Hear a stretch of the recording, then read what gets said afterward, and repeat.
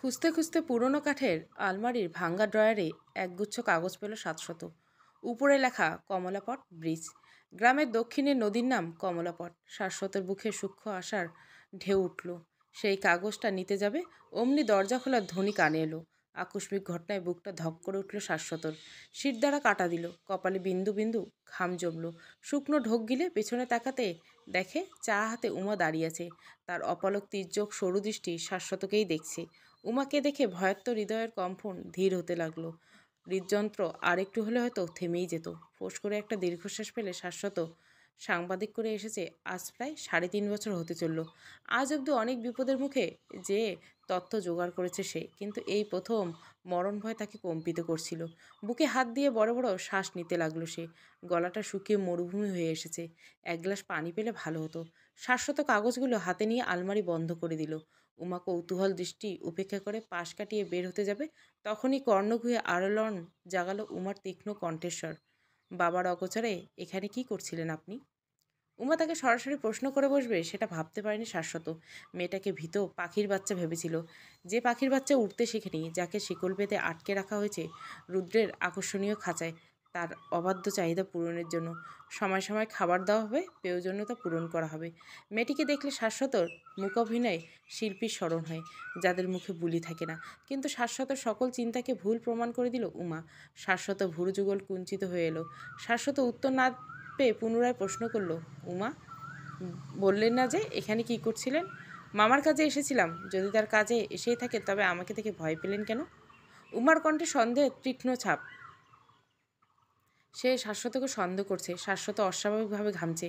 এত পারদর্শী সাংবাদিক কিনা একজন ষোড়শীর প্রশ্নে কুপকাত। ৭০০ হাজার চেষ্টা করে উত্তর খুঁজে পাচ্ছে না। তাই এখন দ্বিতীয় উপায় অবলম্বন করতে হবে। চড়া হলো মেয়েটি ভয় পাবে। এই কণ্ঠের জোর বাড়িয়ে বলল, এভাবে ভূতের মতো আসলে যে কেউ ভয় পাবে। তা তুমি এখানে কি করছো? মামামশাই তো নেই। মামি হেসেলে। ৭০০ কথায় মৃদু হাসলো উমা। তারপর বলল, আমি আপনার মতো চুরি করতে আসিনি, মায়ের চাখানা দিতে এসেছি। সিংহের ঘরে চুরি করতে নেই। একবার ধরা পড়লে জীবন থেকে হাত ধুতে হবে। এই নাকি আপনি সাংবাদিক? যাকগে, এই আপনার একখান কাগজ পড়ে গেছে। চায়ের কাপটা রেখে নিচে পড়া কাগজটা তুলে এগিয়ে দিল উমা। ৭০০ থতমন্ত খেয়ে গেল। মেয়েটি নিপুণভাবে তার চুরি ধরে ফেলেছে দেখে বিস্ময়ের সপ্তম আসমানে চলে গেল সে। কে বলবে এই মেয়েটি গ্রামের একজন সাধারণ ঘরের বউ, যার কাজ শুধু হেসেল ঠেলা? মেয়েটির বুদ্ধিমত্তা যে কোনো সাধারণ মেয়ের নয়। কিঞ্চিত আহত হলো ৭০০। এই মেয়েটি যদি আজ পড়াশোনা করার সুযোগ পেত তাহলে বেশ ভালো হতো। ৭০০ নিজের মনোভাব সংবরণে রেখে নির্বিকার কণ্ঠে বলল, ওটা আমার নয়। এই কাগজটা আপনার নয় ঠিকই, কিন্তু এই কাগজটা আপনার কাজের। এটা কমলাপট ব্রিজ সংক্রান্ত। ৭০০ আরও অবাক হলো। চোখ মুখ কুঁচকে বলল, তুমি কিভাবে জানো আমি ব্রিজের কাগজ খুঁজছি? জানতাম না। এই কাগজটা আপনার হাত থেকে নিচে পড়েছিল, আমি দেখেছি। আর এখানে কমলাপট ব্রিজ উল্লেখ করা আছে, সেটাই পড়ছি। তুমি ইংরেজি পড়তে পারো? বলতে, লিখতে, পড়তে বুঝতে পারি। নিন কাগজটা, আর অতি সত্বর এই বাড়ি ছেড়ে চলে যান। আমি জানি আপনি ছুটি কাটাতে আসেননি। আপনি সবাইকে মিথ্যে বলেছেন। বাবা যদি জানতে পারে আপনি তার আলমারি থেকে কিছু নিয়েছেন, রক্ষা থাকবে না আপনার। আপনি আমার শুভাকাঙ্ক্ষী। সেই দিন শুনেছি, সেদিন জ্বরের অবস্থায় আপনি আমাকে ছাদ থেকে নামিয়েছিলেন। তাই আমি চাই না আপনার ক্ষতি হোক। এটাকে আমার তরফ থেকে ধন্যবাদ মনে করবেন। উমার ধীর স্বর কথাটা বলল। তারপর ৭০০ পাশ কাটিয়ে বেরিয়ে যেতে ৭০০ ধীর স্বরে বলল, এভরি অ্যাম্বিশন ইজ এ গাম্বল। ইংরেজিতে এই কথাটার অর্থ আছে, যার অর্থ জানোই তো, প্রতিটি উচ্চ আকাঙ্ক্ষাই জুয়ার মতো।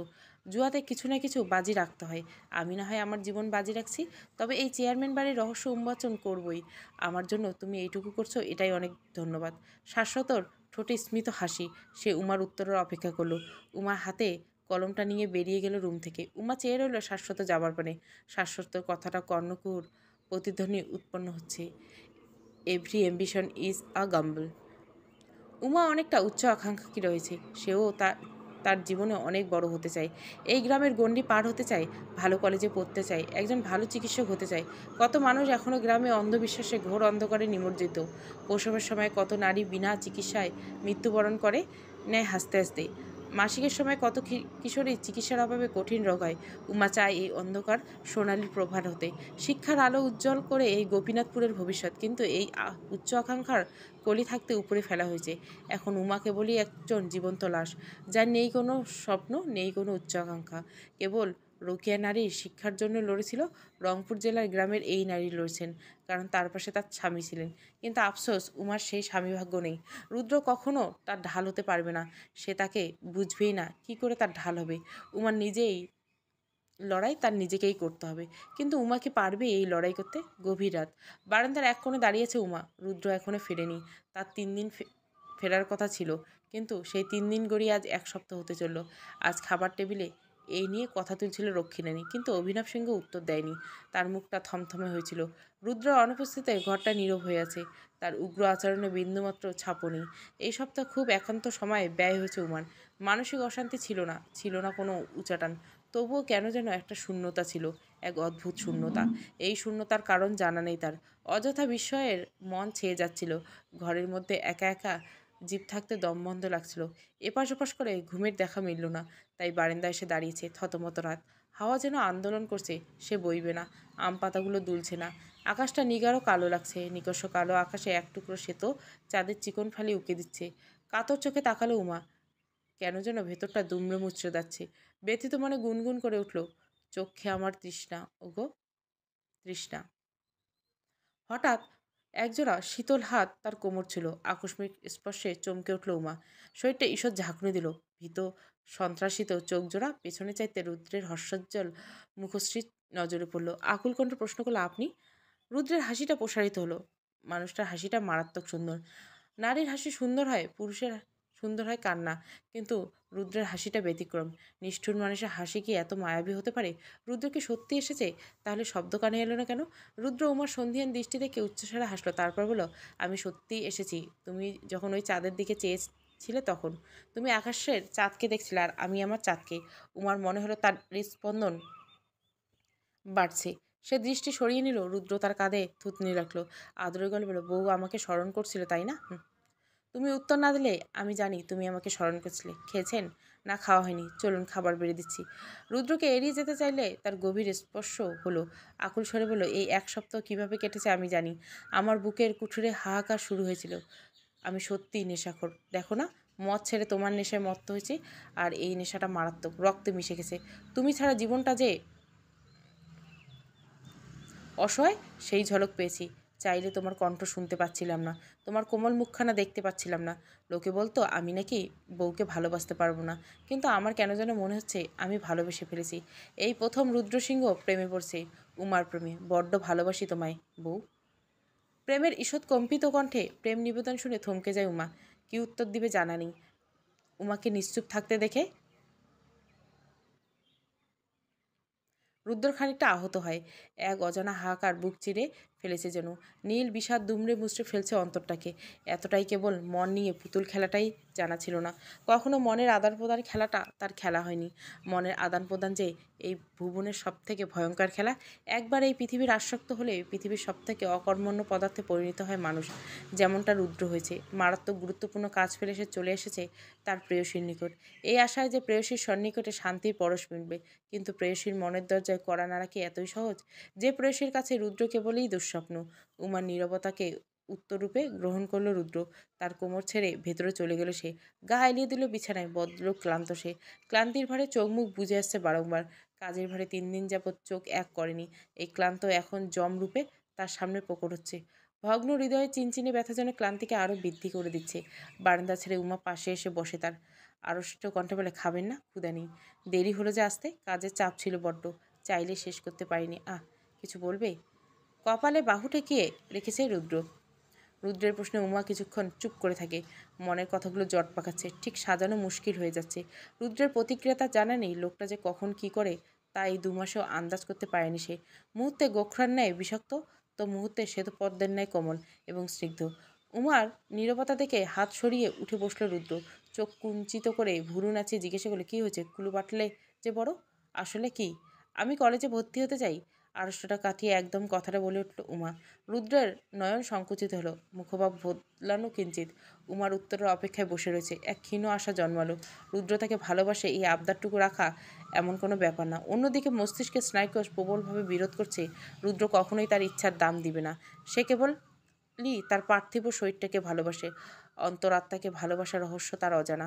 উমার চিন্তাকে ভুল প্রমাণ করে দিয়ে রুদ্র বলে উঠল, পড়তে ভালো লাগে তোমার? প্রচণ্ড।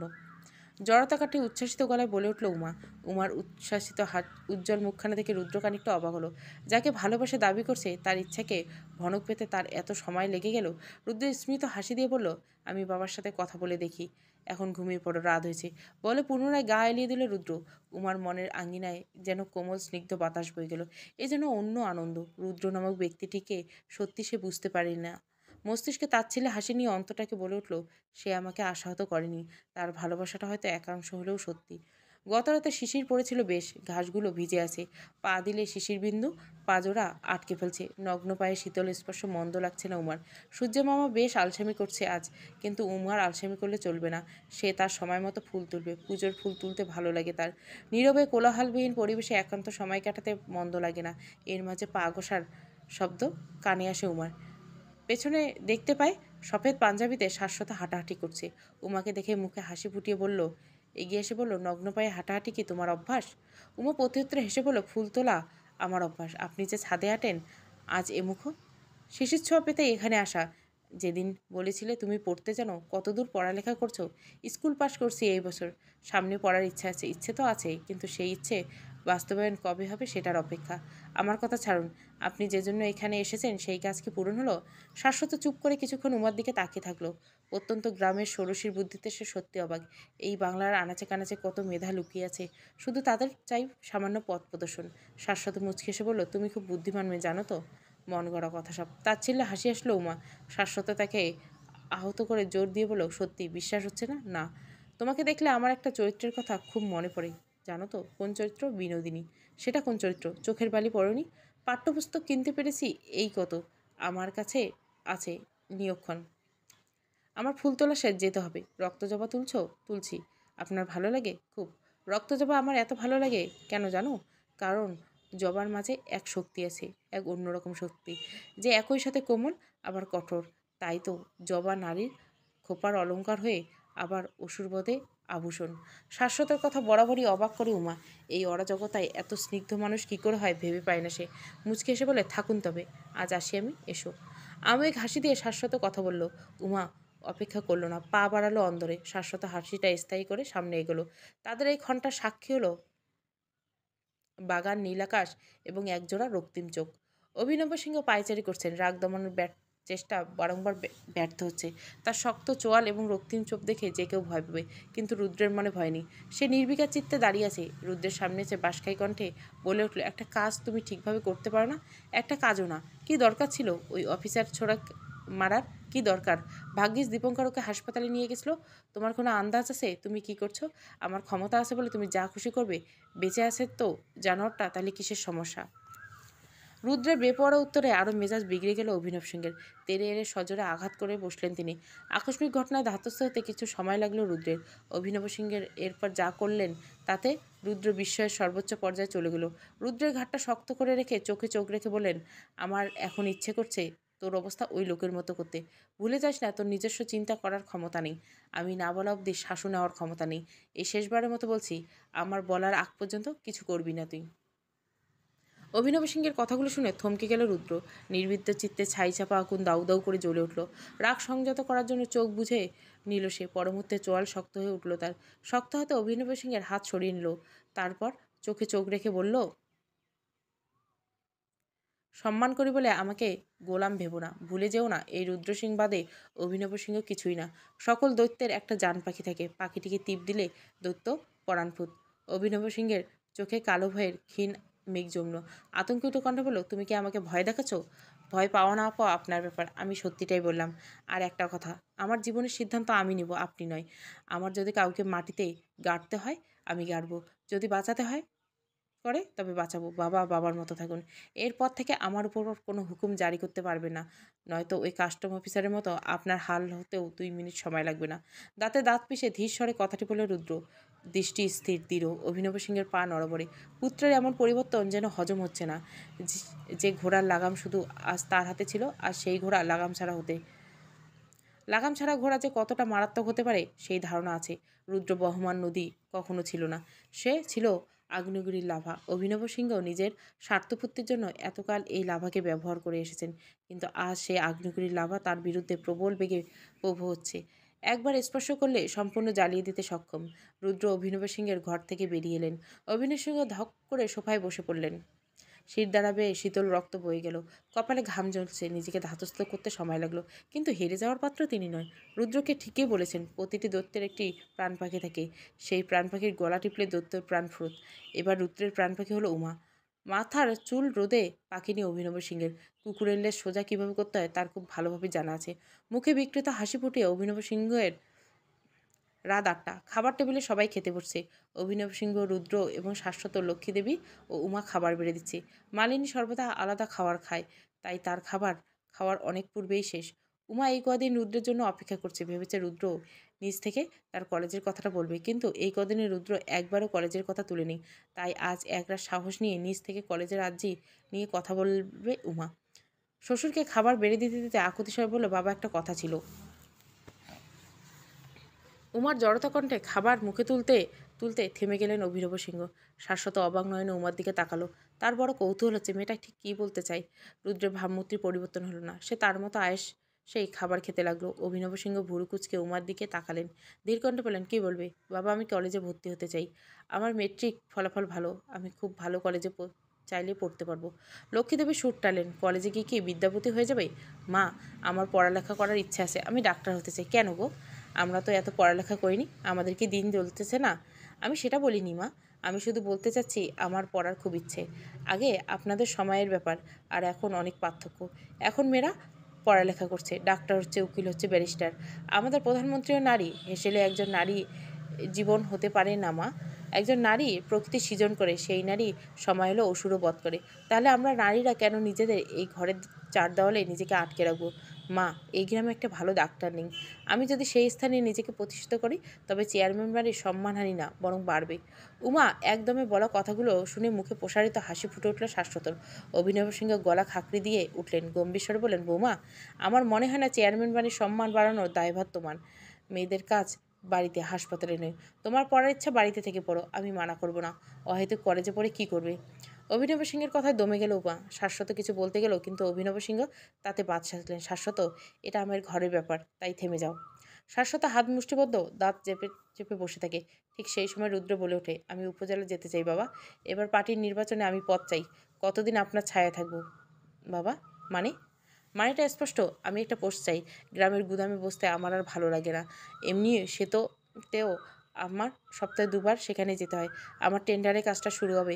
গ্রামে বসে আপনার মুখ ডুবানোর থেকে আমার নিজের কিছু করা কি খুব খারাপ হবে? কেননা আমি আর উমা সেখানেই চলে যেতে চাই। উমা যদি কলেজে ভর্তি হবার ইচ্ছে থাকে, ক্ষতি কী? ওখানে তো সারাদিন হেসেল টানতে হবে না। রুদ্রের এমন কথায় খানিকটা স্তব্ধ হয়ে যায় অভিনব সিংহ। উমার অবাক নয়নে তার স্বামীর দিকে তাকিয়ে থাকলো। মনের আঙ্গিনে এক মৃদু কল্লোল বয়ে যাচ্ছে, এক প্রশান্তির ঢেউ। চোখের কোণ চিকচিক করছে উমার। বহুদিন বাদে কারো স্নেহ সেবা পেল যেন উমা। তার মাতাল নিষ্ঠুর মানুষটা তার জন্য কথা বলবে, এ যেন নিছক কল্পনা। এর মাঝেই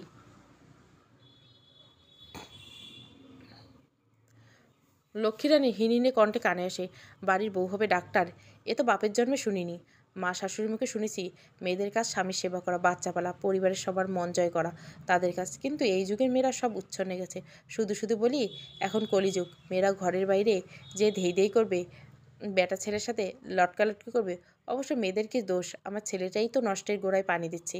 লক্ষ্মীরানীর কথা মাত্রা ছাড়াচ্ছে। উমা মাটি কামড়ে দাঁড়িয়ে থাকলো কিছুক্ষণ। রুদ্র তার মার কথাকে কানে না তুলে নির্বিকারভাবে বলল, বাবা তো কিছু বললে না? আমাকে ভাবতে দাও। রাতারাতি কিছু বলা সম্ভব না। অনেকক্ষণ ধরে চুপ করে ধীর কণ্ঠে উত্তর দিলেন অভিনব সিংহ। তারপর হাত ধুয়ে উঠে পড়লেন, খাবার টেবিল থেকে উঠে যান। রুদ্রের তাতে ভ্রুক্ষেপ হলো না। সে আয়েশ করে খেতে লাগলো। শাশ্বত অবাক চোখে কিছুক্ষণ তাকিয়ে থাকলো রুদ্রের দিকে। এই ছেলেটার মন কখনো বুঝতে পারে না সে। তার মস্তিষ্ক কখন কী চলে সেটা আন্দাজ করাটা দুর্বিষয়ের ব্যাপার। উমা রুমে চলে এসেছে। লক্ষ্মীদেবীর তীক্ষ্ণ কণ্ঠ এখনও কানে ভাসছে। মাথা ব্যথা করছে উমার। তবুও কেন যেন মন খারাপ লাগছে না তার। চিত্তের রংধনু মিললে শরীরের বেদনা নজরে পড়ে না। আজ উমার ক্ষেত্রেও তাই হয়েছে। উমার মনের ব্যালকনিতে রংধনু উঠেছে। রঙের মেলায় রজ্জিত মনের আঙ্গিনা। এর কারণ রুদ্রের পরিবর্তন। উমা ভাবেনি তার মাতার নিষ্ঠুর স্বামীটি আজ তার হয়ে কথা বলবে। লোকটির তল পাওয়া সত্যি ভার। মাঝে মাঝে রুদ্রকে বড্ড অচেনা লাগে উমার। আজ প্রথম লোকটাকে রজনাতে ইচ্ছে করছে তার। বারান্দায় গিয়ে দাঁড়ালো উমা। শীতল বাতাস বইছে। আম পাতাগুলো পতপত করে উঠছে। আকাশের কোণে মেঘ জমেছে, হয়তো বৃষ্টি হবে। তার মাঝে রূপলি চাঁদ উঁকি দিচ্ছে, ঝিরঝির হাওয়া অবাধ্য চুলগুলো উঠছে। উমার মনে বহুদিনের বাদে সন্তোষের ছাপ। প্রকৃতির ছোঁয়া এসে যেন কানে গুনগুন করছে কর্ণকুর। দাঁড়িয়ে আছো তুমি আমার গানের ওপারে। চোখ বুজে প্রকৃতির নীরবতাকে উপলব্ধি করতে ব্যস্ত উমা। তখন কোমরে কারো নিবিড় স্পর্শ হিম ধরে আছে পার্থিব শরীরে। শির দ্বারা বেয়ে এক উষ্ণ রক্ত ছলকে উঠল উমা। উমা পেছনে না ফিরতে অনুভব করতে পারছে মানুষটিকে। আজ নিজেকে ছাড়ানোর ব্যর্থ চেষ্টা করলো না, বরং স্থিরভাবে দাঁড়িয়ে রইল। মনের কোনো এক প্রশান্তি কাজ করছে। অজানা আপন ছোঁয়ায় মন গদগদ হয়ে আসছে। ভালোবাসার ভিক্ষুক মনটা যেন ভালোবাসার স্নেহ পেতে মরিয়া হয়ে উঠছে। রুদ্রের স্পষ্ট গভীর হলো। থুতনি পরম আদরে ঠেকালো তার কাঁধে। অবাধ্য চুলগুলো মুখ ছুঁয়েছে। উমার নীরবতা আজ অন্য কথা বলছে। রুদ্র চোখ বুঝে মুখ ডুবিয়ে বলল, খুশি তো? আমাকে একানা বিশ্বাস কি করা যায় না? উমার নীরবতা ভাঙল না। এবার রুদ্র শীতল কণ্ঠে বলল, আমি মানুষটা অমানুষ, প্রচণ্ড খারাপ। একটা মানুষের মাঝে যে খারাপ গুণ আছে, আমার মাঝে একই গুণগুলো বিদ্যমান। কিন্তু আমার এই দাম্ভিকতা, নিষ্ঠুরতা শুধু একজনের কাছে টিকে না, জানো তো? সে তুমি। আমার কঠিন্য বরফের ন্যায় গলে না। তোমার শুভ্রতা আমার অন্তরাত্মার রক্ষতা। আধারকে গ্রাস করতে চাই। তোমার পবিত্র আমার অপবিত্র চিত্তকে বিশুদ্ধতায় স্পর্শ করে দেয়। মাঝে মাঝে মনে হয় আমি ভালো হয়ে যাই। ভালো হতে পয়সা লাগে না। এই দাপটে দুনিয়ায় আপনাকে সবাই ভয় পায় তো পাবেই, কিন্তু সেই ভয়ে ভালোবাসা নেই। এই পৃথিবী খুব খারাপ উমা। এখানে মিথ্যেরা সত্যকে গলা টিপে মারা হয়। ছোট তো তুমি বুঝবে না। বুঝলে বুঝবো, বেশ ভালো। আমি যদি কাউকে খুন করি এবং মৃত্যুর সাথে লড়াইয়ের জন্য ছেড়ে দেই, তবে কি আমি ভালো নাকি মন্দ? উমার মুখভাব বদলে গেল। মুহূর্তে শ্বেত মুখটা রক্তশূন্যতায় ফ্যাকাশে হয়ে ওঠে। শীতল চোখজোড়া নিগাড়ও কালো ভয় জমা হয়। উমার মুখভাব ক্রমশ পরিবর্তন দেখে স্মিত হাসি দেয় রুদ্র। লটারে চুমু এঁকে বলে, ভয় পেও না, আমি এরূপ কিছু করিনি। শুধু ক্রোধ সম্বরণ করতে পারি না। বাজে স্বভাব তো ছেড়েই দিয়েছি। এবার এটাও শিখে যাব। শুধু একটাই আবদার, তোমার ভাবনার গহীনে যেন আমারই রাজত্ব থাকে সর্বদা। রুদ্রের কথার মর্মত্ব বোধগম্য হলো না উমার। তবে লোকটি এই প্রথমবার কিঞ্চিৎ বিশ্বাস করতে ইচ্ছে করছে। ইচ্ছে হচ্ছে তার জন্য হৃদয় সঁপেতে। হৃদয় বলছে বিশ্বাস করলে দোষ কি। অপরদিকে মস্তিষ্ক ভেটু দিচ্ছে, বারবার সতর্কীকরণ বার্তা জানাচ্ছে। উমা ঠিক করলে একবার মনের কথা শুনতে ক্ষতি কি। জীবন থেকে নতুন কিছু হারানোর কিছুই নেই। যদি বিশ্বাস করে ঝুলিতে সুখের দেখা মিলে ক্ষতি কি। সকাল হতে না হতে শাশ্বত রওনা হলো উপজেলা দিকে। হুট করে শাশ্বত প্রস্থান কারো মনে প্রশ্ন না জাগলেও মালিনীর মন কুগাইছে। সেটা বিগত 4-5 দিন বেশ অন্যমনস্ক। ইংরেজি কাগজপত্র নিয়ে খুব ঘাটাঘাটি করে সে। সারাক্ষণ কি একটা খুঁজতে থাকে। সেদিন মাঝরাতে ঘরের বাতি জ্বলছিল। মালিনী উঁকি দিয়ে দেখে সে নেই। বারান্দা থেকে বাইরের দিকে দেখতে নজর পড়ে সে সদর দরজায় দাঁড়িয়েছে। 15 দিন হয়ে গেছে ছেলেটা এই বাড়িতে পড়ে আছে। কোনো জিজ্ঞাসা করলে উত্তরে বলে সে নাকি ছুটি কাটাচ্ছে। এত কিসের ছুটি ভেবে পায় না মালিনী। উপরন্তু উমার পড়াশোনার ঘটনা ঘরে দক্ষযজ্ঞ লেগেছে। বৌদি বারে বারে উমাকে ঠেস করছেন। রুদ্র এতে কোনো মাথা ব্যথা নেই। সে মোট কথা উপজেলাতে চলে যাবে। এবার আসছে নির্বাচনে সে পদে দাঁড়াবে। ইউনিয়ন পরিষদের সদস্য হিসাবে তার যাত্রা শুরু করবে। রুদ্রকে অশিক্ষিত মনে হলো সে চিটাঙ্গান ইউনিভার্সিটি থেকে পলিটিক্যাল সায়েন্সে স্নাতক ডিগ্রি নিয়েছে। বিশ্ববিদ্যালয় থেকেই এই রাজনীতি হাতেখড়ি তার। সে চাইলে বাবার থেকে এগিয়ে যেতে পারত, কিন্তু শুধু বাবার প্রতি অন্ধবিশ্বাস, শ্রদ্ধার কারণে কখনো এই ক্ষমতা নিজ হস্তে আনার কথা চিন্তা করেনি সে। তবে এখন রুদ্র আর অভিনব সিংহের হাতের পুতুল থাকবে না। নিজের ভাগ্য রচয়িতা নিজেই হবে। এতে যদি তাকে বাবার বিরুদ্ধে দাঁড়াতে হয়, তাও সে দাঁড়াবে। রুদ্রের এই জেদ নিয়ে ঘরে বিবাদের সূচনা হচ্ছে। মালিনী চিন্তা শাশ্বতকে নিয়ে। কেঁচো খুঁড়তে না সাপ বেরিয়ে এসে। উমা স্কুল থেকে কাগজপত্র জোগাড় করেছে রুদ্র। তাদের উপজেলার একটি একতলা বাড়ি আছে। সে ঠিক করছে সেখানেই থাকবে। কিন্তু গোল বেঁধে অপর জায়গায় অভিনব সিংহ এখনও তার মতামত দেয়নি। ছেলেকে রাজনীতিতে আনার ইচ্ছে তার নেই। এতকাল তার ব্যবসা অনেক কিছু রুদ্র সামলাতো, কিন্তু এখন রুদ্র নিজের ব্যবসা চালাতে চাইছে। নিজের ক্ষমতার প্রাচীর গড়তে চাইছে, যা অভিনব সিংহের এতদিন প্রসাদের ফটক চিত ধরাবে। আবার ছেলেকে চটাতে পারছে না সে। ছেলেকে চটালে কোণঠাসা হতে হবে তাকে। দ্বিধাদ্বন্দ্বে প্রতিনিয়ত পিছোচ্ছেন অভিনব সিংহ। নিজের ঘরের বারান্দায় আরাম কেদারে বসে এই ঘোর চিন্তা করছিলেন তিনি। সামনে রাখা দাবার ছকে তার রাজাকে দুপাশ থেকে গিলার প্রচেষ্টা চলছে। তখনই ফুলির মা ছুটে আসেন। হাঁপাতে হাঁপাতে বলেন, কর্তা পুলি যাইছে, আপনার লগে কথা কইবার চাই, জলদি আইয়েন। ফুলির মার কথায় নড়ে চড়ে বসেন অভিনব সিংহ। প্রতি মাসে পুলিশের ভাগ তার বাড়ি পৌঁছে দেয়। সুতরাং পুলিশের নামকরা ব্যক্তিগুলো এক প্রকার তার ছাপ পোষা। তাদের উঠতে বললে উঠে, বসতে বললে বসে। বিনা খবরে তারা আসে না। যদি তাদের অভিনব সিংহের সাথে তাদের কোনো কাজ থাকে, তবে গুদামের কালো টেলিফোনে ফোন করে। আজ বিনা খবরে কেন তারা এলো এটাই বুঝতে পারছে না অভিনব সিংহ। গায়ে খদ্দেরের চাদরখানা পেঁচিয়ে নিলেন তিনি। গম্ভীর গলায় বলেন, তুমি যাও, আমি আসছি। আর রুদ্রকে নিচে যেতে বলো। যে আচ্ছা। চটিখানি পরে উঠে দাঁড়ালেন অভিনব সিংহ। গোপ কিছুক্ষণ গা ঘুরালেন। মস্তিষ্ক কাজ করছে না। হুট করে ইন্সপেক্টরের আগমন কেন হলো? কিছুদিন পূর্বে বর্ডারের ঘটনায় বেশ নিপুণ হস্তে তিনি নিষ্পত্তি করছেন। তবে কেন? মস্তিষ্কের স্নায়ুকোষে প্রশ্নের ঝড় তুলছে। অভিনব সিংহকে নিজেকে স্বাভাবিক রেখে নিচে গেল। নিচে যেতে তার মাথায় বাস পড়ে। নিচে একজন সিভিল ড্রেসে ৩৫ত যুবক দাঁড়িয়েছে। যুবক এর পূর্বে কখনোই দেখেনি অভিনব সিংহ। তাকে দেখে যুবকের ঠোঁটের কোণে এক চিলতে হাসি ফুটে উঠল, এক রহস্যময় হাসি। সে এগিয়ে গেলেন অভিনব বাবুর সামনে, হাত বাড়িয়ে বললেন, আদাব। আমি কালীগঞ্জ থানার নতুন ওসি আবদুল্লাহ আল মামুন। আদাব। তা সকাল সকাল আমার বাড়ি কেন? আমার আগমন বোধহয় আপনার ভালো লাগেনি। ব্যাপারটা ভালো কিংবা মন্দ লাগা নয়। যতই হোক সকালবেলা বাসায় পুলিশ আসাটা কারোই ভালো লাগবে না। চেয়ারম্যান সাহেবের বাসায় সকাল সকাল যখন তখন পুলিশ আসাতেই পারে, তাই নয় কি? ভনিতা আমার পছন্দ নয়, ঝেড়ে কাশুন। আবদুল্লাহ আবার তার রহস্যময় ঠোঁটের কোণায় ফুটিয়ে তুলে বলল, তারপর বলল, আপনার সাথে একটু থানায় যেতে হবে কিছু জিজ্ঞাসাবাদের জন্য। আবদুল্লাহর কথা শুনে থমকে যান অভিনব সিংহ। থানায় যেতে হবে? এটা কি মশকরা? তখন বসার ঘরে রুদ্র আর উমার আগমন ঘটে। অভিনব সিংহ নিজের ভারসাম্য খুব কম হারান। বেশ মার্জিত আচরণ তার। খুব কঠিন পরিস্থিতিতে তিনি বিচলিত হন না। তিনি জানেন ক্রোধ তার শত্রু। নিজেকে সংযম হারালে তিনি ব্যর্থ। শত্রু থেকে পরাজিত হবার পূর্বে নিজের কাছে হেরে যাবেন তিনি। তাই আজও তিনি সংযত রইলেন। শুধু শান্ত দৃষ্টিতে আপাতত আবদুল্লাহকেই দেখে যাচ্ছিলেন। এদিকে বাবাকে থানায় যেতে হবে শুনে রুদ্র ঝাঁঝালো কণ্ঠে বলল, আপনি এসব কি আজে বাজে বকছেন? বাবা থানায় কেন যাবেন? আপনি জানেন কার সাথে কথা বলছেন? উনি অভিনব সিংহ রায়, এই কালীগঞ্জ উপজেলার চেয়ারম্যান। ঠিক কত শত গ্রামের সমন্বয় এই উপজেলায় জানা আছে? আমার বাবা এই এত উপজেলার চেয়ারম্যান। গ্রামের যে কোনো মানুষকে জিজ্ঞাসা করেন, তার সম্মানে একটা ঝলক পেয়ে যাবেন। আপনি তাকে বলছেন থানায় যেতে হবে? এটা কি মশকরা? বাবা, আপনি সদরে ফোন করেন। পুলিশ সুপার আপনার পরিচিত, উনি সব করে নেবেন। এই নতুন ওসি জ্ঞান সামান্য। শান্ত হও রুদ্র, ধৈর্য হরো। তা আমাকে কিসের জিজ্ঞাসাবাদের জন্য নিয়ে যাওয়া হচ্ছে জানতে পারি? আগে অবশ্যই। কমলাপুর ব্রিজের কথা মনে আছে? এই তো কয়েকদিন আগেই নির্মাণ হয়েছিল। উদ্বোধনটা আপনিই করেছিলেন। এই ব্রিজটা তো আর উদ্বোধনের 6 মাসের মধ্যে ভেঙে যায়। একটা টেম্পু, একটা ছোট ট্রাক নদীতে নামে। নির্মাণে যিনি ইঞ্জিনিয়ার করেছিলেন তিনি সপ্তাহের মধ্যে উধাও। সেই কেসটা আবার খোলা হয়েছে। ইঞ্জিনিয়ার শাহাদত হোসেনের পরিবার লোকেরা এই কেসটা অন করেছেন। সেই ব্যাপারে জিজ্ঞাসাবাদে এসেছি। আমি তো ব্রিজ বানাই না, তাহলে আমি কেন?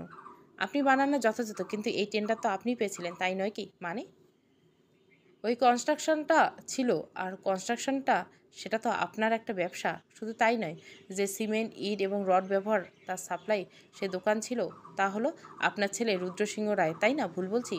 অভিনব সিংহ চুপ মেরে গেলেন। আবদুল্লাহ ঠিক বলছেন মেসাস আর এ কনস্ট্রাকশন নামক কোম্পানি তার। এই কথাটা গ্রামের কেউ জানে না। এই কনস্ট্রাকশনটি সদরে উপস্থিত। এই কোম্পানির মূলে অভিনব সিংহ, এর একজন বিশ্বস্ত লোক। অভিনব সিংহের কথায় সব কাজই হয়। এই খবরটা নতুন ওসির জানা সম্ভব নয়। অভিনব সিংহের কপালে ভাঁজ পড়ল। আবদুল্লাহ হেসে বলল, থানায় ভাবার অনেক সময় পাবেন। আর রুদ্রবাবু, আপনিও আমার সাথে যেতে হবে। রুদ্রের চোয়াল শক্ত হলো। উমার বুকে কামড় পড়ে। কাতর চোখে তাকায় রুদ্রের দিকে। এই তো গত রাতের লোকটার বাহুতে তার স্বপ্ন যাপন হয়েছে। লোকটা তার মনোমন্দিরের দরজা কড়া নেড়েছে। সব ভুলে তার সাথে নতুন সংসার গড়ার স্বপ্ন দেখেছিল উমা। ভেবেছিল রুদ্রের প্রতি অজানা অনুভূতিগুলো উপেক্ষা করবে না উমা। তাকে উপজেলার সবথেকে ভালো কলেজে ভর্তি করবে রুদ্র। তাদের নবজীবন যেন শুরু হবার আগেই চুরমার হয়ে যাচ্ছে। কি হচ্ছে, কেন হচ্ছে, কিছুই বোধগম্য হচ্ছে না উমার। শুধু এটুকু বুঝতে পারছে খুব ভয়ানক পাপের সাথে লেপ্টে আছে রুদ্র নামটা। এই সত্যি মানতে বড্ড কষ্ট হয় উমার। কেন তার সাথে এমন হয়? রুদ্র আকুল স্বরে বলল, আমার কিছু হবে না, এই অপবাদ মিথ্যে উমা, আমার জন্য অপেক্ষা করো। উমা আর কোনো কথা বলে না, শুধু নিঃশব্দে অশ্রু ছেড়ে দিল। বিষাদীন যন্ত্রণায় জ্বলছে বুকটা, অসহনীয় এই যন্ত্রণা। নিঃশব্দে রুদ্র আর অভিনব সিংহ। লক্ষ্মীদেবী মন্দির থেকে এসে ফুলির মার কাছ থেকে সব জানতে পেরে ধপ করে বসে পড়েন। সামান্য গৃহবধূ তিনি, আইন প্যাচের তার অজানা। এদিকে শাশ্বতটাও বাড়িতে নেই। মালিনীর বুকটা ধরপড় করছে। এই কাণ্ডের পিছনে তার হাত নেই তো? ছেলেটা আগুন নিয়ে খেলছে, এই আগুনে না তাকে পুড়িয়ে ছাড়খাড় করে দেয়। কালীগঞ্জ থানা। থানাটি খুব একটা বড় নয়। তেমন কোনো ইন্টারোগেশনের রুম নেই এই থানায়। এক বদ্ধ ঘরে বাবা ছেলেকে বসানো হয়েছে। রুমটিতে কোনো জানালা নেই। আলো ঢোকার স্থানে শুধু মাথার উপর একটা সোনালি বাল্ব জ্বলছে। কার্তিক মাসের শীতলতায় তত্তর করে ঘামছে রুদ্র। ভয় নয়, ক্রোধে। কারণ তার সামনে বিকৃত হাসি দিয়ে আব্দুল্লাহ বসে আছে। লোকটি রহস্যময় হাসি দেখে মেজাজ খারাপ হয়ে যাবার জোগাড়, কিন্তু দাঁতে দাঁত চেপে বসে রইল রুদ্র। এদিকে অভিনব সিং সাবলীলভাবে বসে রয়েছে। তিনি নির্বিকার চিত্ত প্রদর্শন করছে। দাবা খেলার প্রথম নিয়ম প্রতিবন্ধীদের সাথে মানসিক লড়াই, কিন্তু আব্দুল্লাহর সাথে তাই করছেন। আব্দুল্লাহ তার প্রশ্ন শুরু করলো। সবার মতো ব্রিজের কাঁচামালের সমস্যা ছিল। ব্রিজটির মোট বাজেট ১২ লক্ষ টাকা ছিল। ১২ লক্ষ টাকার ব্রিজ ৬ মাস ধসে যাবার কথা নেই। এবার বলুন ঘাপলাটা কোথায়? এর আগে প্রমাণ দিন ব্রিজের টেন্ডার আমার ছিল। আর এয়ার কনস্ট্রাকশন আমার।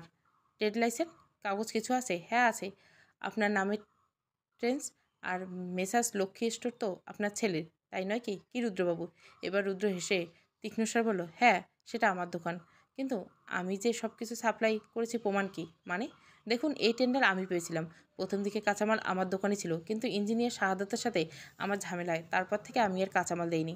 আমার কাছে প্রমাণ আছে আমার দোকানের কোনো মাল ভেজাল না, সেটার প্রমাণও আছে। আমি এই দোকান ৭ বছর ধরে চালাই। হ্যাঁ আমি বসি না, কিন্তু দোকানের সকল কাজ আমার কথাই হয়। আপনি চাইলে খোঁজ নিন। আর এই আর এয়ার কনস্ট্রাকশনের কথা বলছেন, সেটা বাবা ৪ বছর পূর্বে বিক্রি করে দিচ্ছেন। একটা কথা বলি, ভাষা কথায় কান দিবেন না। প্রমাণ ছাড়া কিছুকে বিশ্বাস করা ঠিক নয়। আব্দুল্লাহ ভুরু কুঁচকে আসলো। তার কাছে প্রমাণ আছে, এই বাপ ছেলে মিথ্যে বলছে। রুদ্র হেসে বলল, আপনারা তো বিশ্বাস করছেন না, সমস্যা নেই। আমাদের কাছে সব প্রমাণ আমাদের কাছেই আছে। আব্দুল্লাহ মুখভাব বদল। সে সরু দৃষ্টিতে তাকিয়ে রইল অভিনববাবু এবং রুদ্রের দিকে। রুদ্র শার্টের কলার পেছনে টেনে আয়েশ করে বসল। অভিনববাবুর মুখে স্মিত হাসি, কিন্তু বুকের কোনো এক সূক্ষ্ম ভয় উকি দিল। তার শত্রুটি ঠিক কে? শাশ্বত ফিরল সন্ধ্যা নামার পর। ক্লান্ত শরীর প্রবেশ করল সে চেয়ারম্যান বাড়িতে। শান্ত চেয়ারের বাড়িতে যেন হজম হলো না, কারণ বিগত দিন বেশ কষাকষি লেগেই আছে এই বাড়িতে। এর মাঝে সে মুখোমুখি হয় মালিনীর। ছেলেকে দেখে হাত টেনে নিজের ঘরে নিয়ে যায় সে। মাথায় হাত ঠেকিয়ে বলে, সত্যি করে বল দাদা আর রুদ্রকে পুলিশে দেবার পেছনে তোর হাত নেই তো? মালিনীর প্রশ্নে আকাশ ভেঙে যায় শাশ্বতের মাথায়। কানকে যেন বিশ্বাস হচ্ছে না তার। রুদ্র আর মামামশাইকে পুলিশ ধরে নিয়েছে কেন?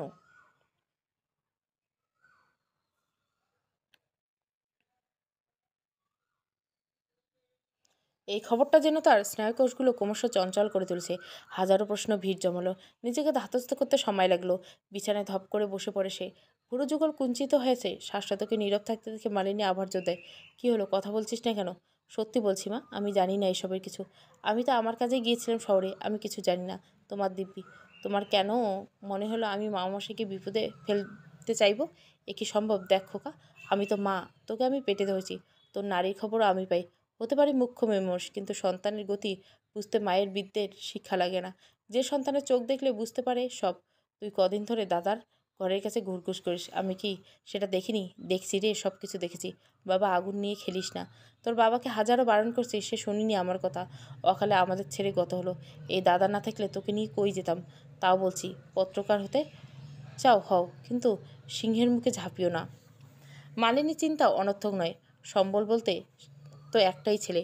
শাশ্বত পিতা উত্তমবাবু ছিলেন একজন দারোগা, বেশ শিক্ষিত মার্জিত পুরুষ। অন্যায়কে দমন করার ভূতটা শাশ্বত তার পিতার থেকে পেয়েছে। কখনো অন্যায় বা ক্ষমতার কাছে মাথা নত করেনি। তাই তো সেই মাথাটাই কেটে ফেলা হয়েছে, কিভাবে তা জানা নেই। শুধু রেলওয়ে পটারিতে তার বিচ্ছিন্ন ধর ও মাথাটা পাওয়া গেছে, তাও ৩ দিন বাদে। গলা পচা লাশটি ঘরে আনা হয়, কোনো ক্রিয়াকর্ম ছাড়াই তাকে পোড়ানো হয়। তখন মালিনী ৫ মাসের অন্তঃসত্ত্বা। শাশ্বত একজন অবুঝ শিশু। স্বামীর এমন পরিণতি ছোট মালিনী মানতে পারল না। বাচ্চা খোয়ানোর মানসিক ধাক্কার জন্য অভিনব সিংহ তাকে এই বাড়িতে নিয়ে আসে। মালিনী চায় না তার শেষ সম্বলটুকু হারাতে, তাই তো এত সাবধানতা। শাশ্বত মালিনীর ঝাপসা কাতর নয়ন দেখে খানিকটা আহত হলো। মাকে জড়িয়ে ধরে আহত স্বরে ধীর কণ্ঠে বলল, মা আমি কিছু করিনি। আমি তো জানি না মামশায় রুদ্রকে ধরে নিয়ে গেছে, সত্যি বলছি। তুমি শান্ত হও। মালিনী শান্ত হলো না। সে উল্টো দিব্যি দিয়ে বলল, খোকা আমার মাথা খেয়ে বল, তুই এসবে নাক গলাবি না। মালিনী আকুল নিবেদন উপেক্ষা করে বাধ্য হলো শাশ্বত। দৃঢ়স্বরে বলল, সাংবাদিক সমাজ যে দর্পণ, সেই দর্পণে যদি ভেদাভেদ করে তবে আমার সাংবাদিক হবার যোগ্যতা নেই। আমি এটা করতে পারবো না মা। আমি সত্যান্বেষী বেরিয়েছি, এত সহজে কাপুরুষ বনতে পারবো না। বলে ঘর থেকে বেরিয়ে গেল শাশ্বত। মালিনী আঁচলে মুখ চেপে নোনা জল ছেড়ে দিল। ভয় হচ্ছে ছেলের অকল্যাণ যদি হয়। মায়ের মন তো সত্য অসত্য বোঝে না, বুঝে শুধু সন্তানের মঙ্গল। গাড়ি গভীর রাতে পুলিশের গাড়ি এসে থামলো চেয়ারম্যান বাড়িতে। গাড়ির শব্দ শুনে বারান্দায় ছুটে এলো উমা। তৃষ্ণার্ত আখিজোড়া কাতর চোখে তাকালো মূল ফটকের দিকে। অভিনব সিংহ এবং রুদ্রকে গাড়ি থেকে। রুদ্রকে খুব ক্লান্ত দেখাচ্ছে। সকালে নাস্তা না করেই বেরিয়েছিল সে। পুলিশ অফিসার বিনয় স্বরে অভিনব সিংহের সাথে কথা বলে গাড়ি ঘোরালো। রুদ্র বাবার জন্য অপেক্ষা করলো না, হনন করে ভেতরে চলে এসো। লক্ষ্মীদেবী ছেলেকে জড়িয়ে দিল, কাপা কাপা স্বরে বলল, বাপ ফিরছিস? তুমি কাঁদছিলে? চিন্তা হয় না? খেয়েছো? এই পরিস্থিতি থেকে গলা দিয়ে অন্ন নামে? চলো একসাথে খাই। লক্ষ্মীদেবী হু হু করে কেঁদে দিল। রুদ্র মাকে সান্ত্বনা দিল, কিন্তু চোখ জোড়া উমাকে খুঁজছে। মেয়েটি নামলো না। তবে কি সে আবারও রুদ্রকে ভুল বুঝবে? ভেবেই মনটা আনচান করতে লাগলো। তাদের সম্পর্কটা স্বামী স্ত্রী বটে, কিন্তু বেশ জটিল। উমার রূঢ়তা উপেক্ষা সহ্য হয় না রুদ্রের। এই নারী তার জীবনে না আসলে সে কখনোই বুঝতে পারত না সন্তোষ কেবল দৈহিক হয় না, সন্তোষ হয় মনের। উমা রুদ্রের কেবল দেহের খোরাক নয়, সে তার অন্তরের খোরাক। উমার শীতল মনে নিজের রাজত্ব জমানোই তার উদ্দেশ্য। ভালোবাসা নামক বিষাক্ত নেশায় লিপ্ত যে সে। রুদ্রের বুক ছেড়ে দীর্ঘশ্বাস বেরিয়ে এলো। উমা ব্যতীত খেতে বসলো সকলে। উমা নামলো না। রুদ্রের চোখ বরাবর গেল সিঁড়ির দিকে, কিন্তু হতাশ হলো। উমা আসলো না। ছোট্ট মেয়েটা অভিমান করেছে। সেই অভিমান ভাঙানো যে খুব কঠিন। খাওয়া শেষে ঘরে আসলো রুদ্র। উমা তখন কাপড় গোছাতে ব্যস্ত। মন ভালো ছিল না বিদায় বেঘরে ঘুমিয়েছিল সন্ধ্যায়। অগোছালো শাড়িগুলো খাটের উপর অবহেলায় পড়েছিল, তাই এখন সেগুলো গুছিয়ে নিচ্ছে উমা। রুদ্রকে ঘরে প্রবেশ করতে দেখে আর চোখে তাকে দেখে নিল উমা। তারপর আবারও নিজের কাজে মনোযোগ দিল।